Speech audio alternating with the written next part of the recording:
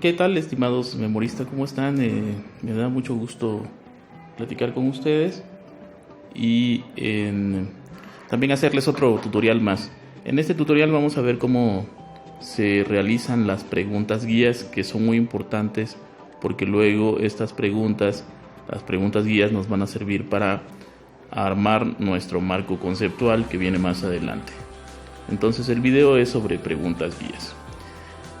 Una vez que has redactado la viabilidad de tu proyecto, se llega a la parte en la que tú vas a realizar preguntas que van a guiar tu investigación y con eso vas a hacer tu marco conceptual. ¿Cómo se hacen estas preguntas guías?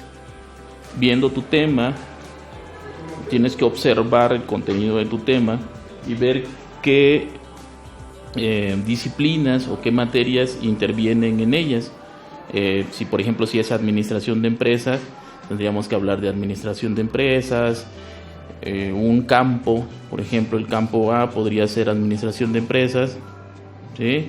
Y el campo B podría ser sistemas de inventario o tipos de inventario.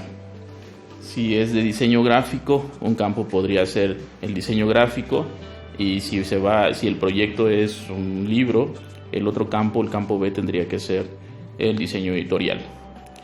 Y si es arquitectura, y si se tiene que ver con que se hizo o se va a realizar un proyecto en el que intervienen reglamentos, entonces un campo es todo lo que tiene que ver con los conceptos de arquitectura, y el campo B, el campo A sería eso, todos los conceptos que tienen que ver con arquitectura, y el campo B sería todo lo que tiene que ver con reglamentación, ¿sí?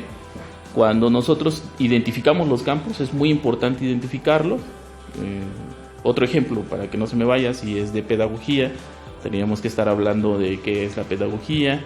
Y si por ejemplo la propuesta tiene que ver con estrategias, el campo B sería qué es una estrategia, etcétera.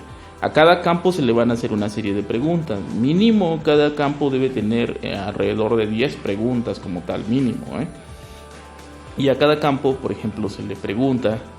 En este ejemplo se identifican dos, es la obesidad y la informática, porque en el ejemplo que ustedes tienen, la persona va a hacer una aplicación que sirve para llevar el control de peso, de los involucrados en el proyecto, ¿no? Por eso es que su campo A es la obesidad y el campo B es la informática. Cuando ya tenemos eso, pues hacemos las siguientes preguntas: ¿qué es obesidad? ¿Qué es informática? ¿Qué es administración de empresas? Por ejemplo, si el proyecto tiene que ver con eso, ¿cuáles son el proceso administrativo? Etcétera, ¿no? Nosotros tenemos que estar identificando estos campos. Este campo le da un sustento científico a nuestra propuesta. Cuando ya tenemos las preguntas, elabórenlas en formas de lista. Es importante dividir los campos, campo A y campo B, y que veamos nosotros, los tutores virtuales, los campos con los que están trabajando y las preguntas. Cuando ya tenemos las preguntas, esas preguntas las vamos a pasar ya en el siguiente capítulo a la conformación de nuestro índice del capítulo 2, ¿sí? Que después voy a hacerles un video más. ¿Cómo quedó este ejemplo? ¿Qué es la obesidad? ¿Qué es la informática en el campo B? ¿Cuáles son las causas y consecuencias de la obesidad? ¿Cuáles son los antecedentes e historia de la informática? ¿Qué tipo de obesidad existen y cuáles son las clasificaciones de la informática? Etcétera. Así es como ustedes tienen que trabajar, cada quien con sus campos de estudio. Si tienen alguna duda, mándennos mensajes y con gusto se las contestamos. Muchísimas gracias.